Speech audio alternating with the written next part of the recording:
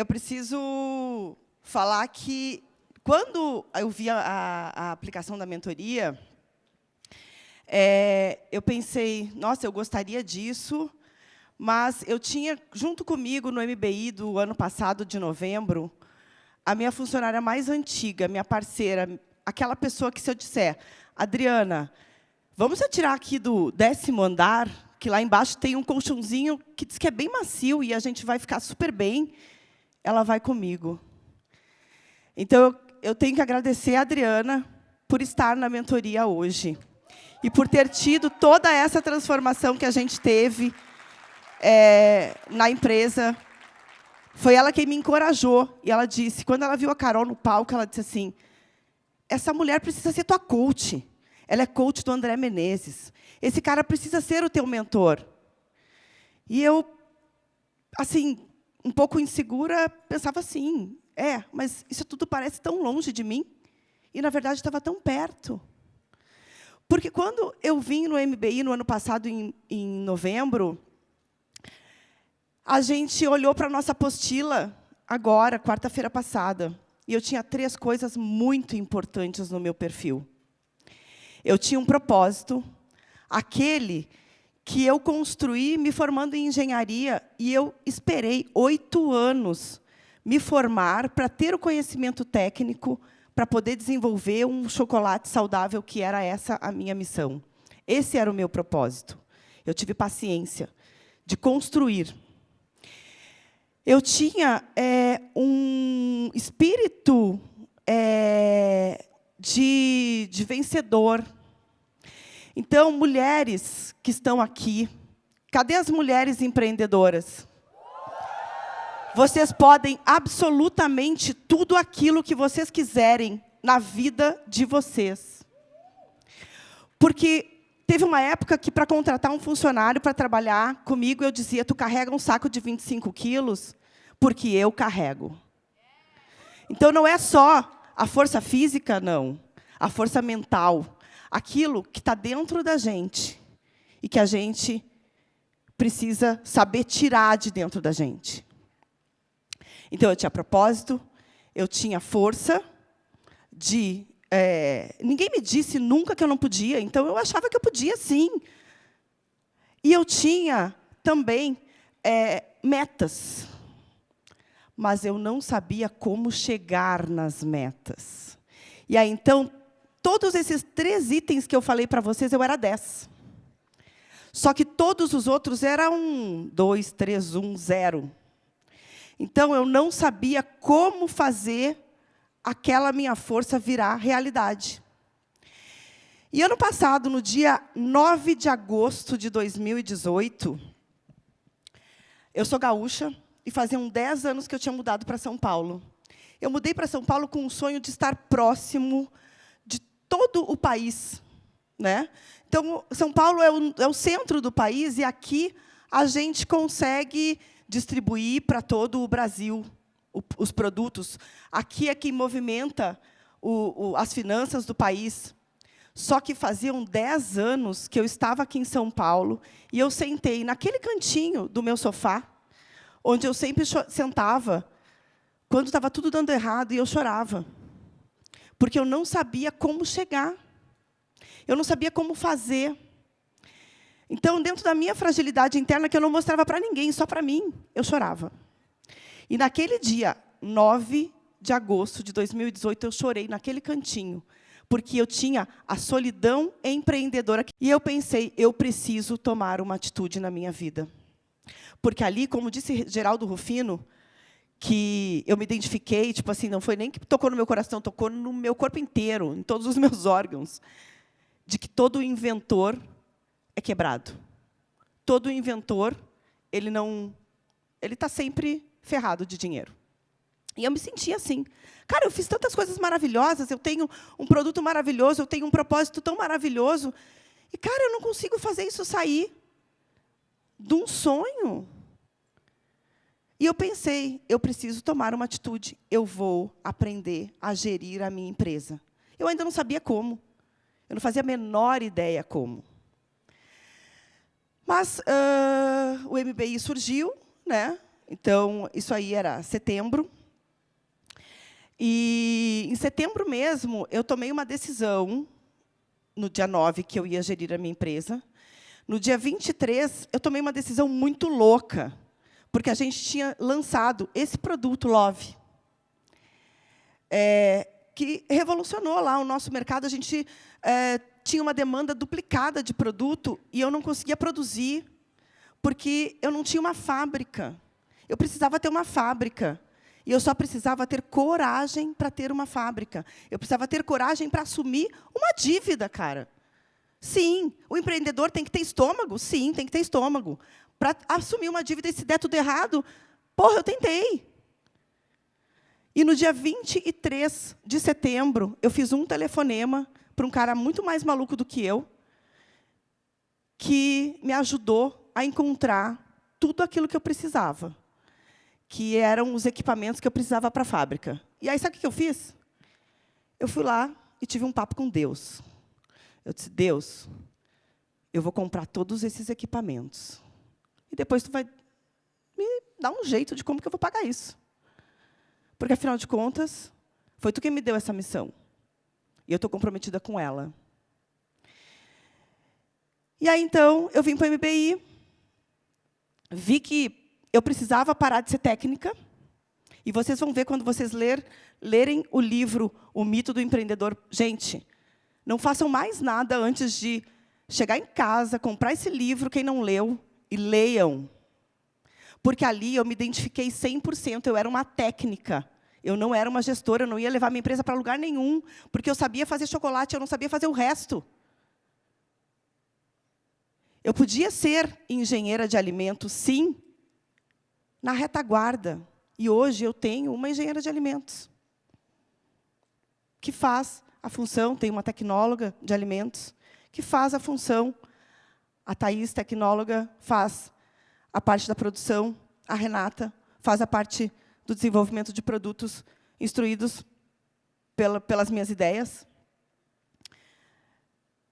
E hoje eu vejo que eu preciso gerir. Fizemos cursos, a equipe, fui para a mentoria.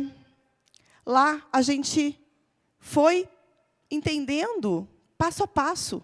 Essas contratações, eu fui entendendo que eu precisava ter um organograma daquelas pessoas que iam me levar até o próximo nível. E que eu precisava gerir as equipes. E não fazer um trabalho. O empreendedor ele não tem que ter uma função na qual ele precise executar na empresa todos os dias.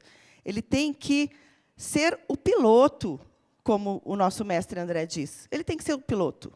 Se ele não for o piloto, na hora que ele precisar largar lá aquela direção, os outros também não vão saber para onde ir. Então, todos os dias eu aprendo com esse grupo.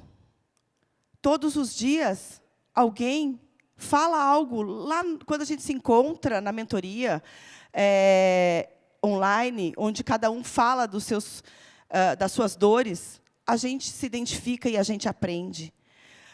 Com cada contato, com cada coisinha que cada um escreve lá no grupo, que a gente está sempre em movimento, nossos encontros, ali, cada um, eu já estou maluca para chegar na empresa e aplicar aquilo que eu aprendi na quarta-feira. Porque é muito importante. E vai levar a minha equipe para um próximo nível. Eu não sabia como gerir uma equipe. Eu tinha pessoas que eram parceiras, que eram boas, que estavam comigo 100%, mas eu não sabia gerir elas. Muitas vezes eu tive pessoas boas que foram embora, porque eu não soube gerir elas, porque elas não conseguiam acreditar que eu levaria elas para o próximo nível. E elas também não querem ficar estagnadas na vida delas. Mas hoje, eu quero pedir para a minha equipe levantar. Hoje eu tenho uma equipe de líderes, onde cada uma delas lidera a sua equipe. E eu não me meto na equipe delas. Não que eu não vá lá e não abrace as pessoas, porque isso é muito importante. A tua equipe é todos.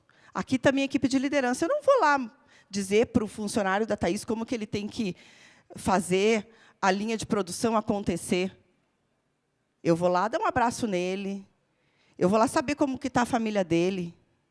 Eu vou lá dizer para ele que eu estou lá, para qualquer coisa que ele precisar, mas ele tem a líder dele que vai gerir ele. E hoje, a gente tem um planejamento de 2020, gente, com janeiro a dezembro. A gente sabe tudo aquilo que a gente vai fazer.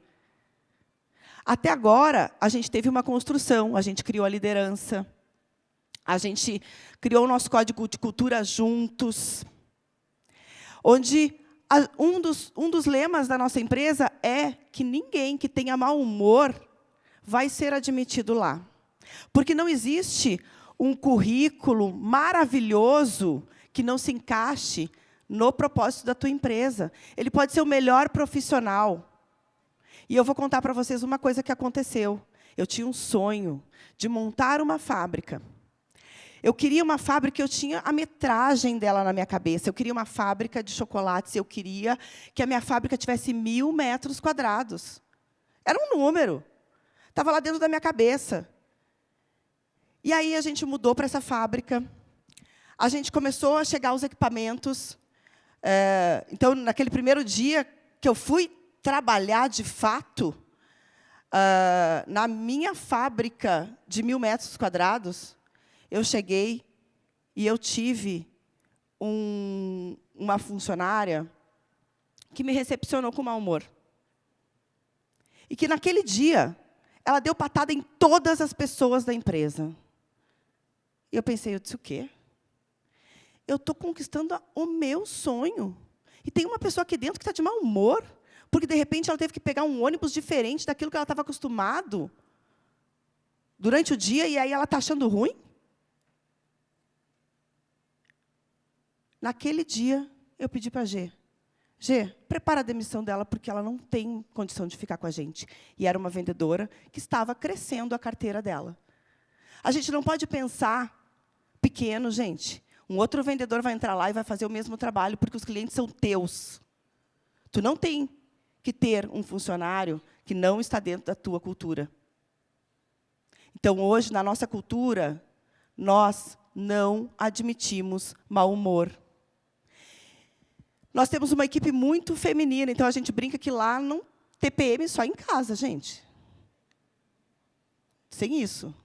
Lá dentro, nós temos que ter equilíbrio emocional.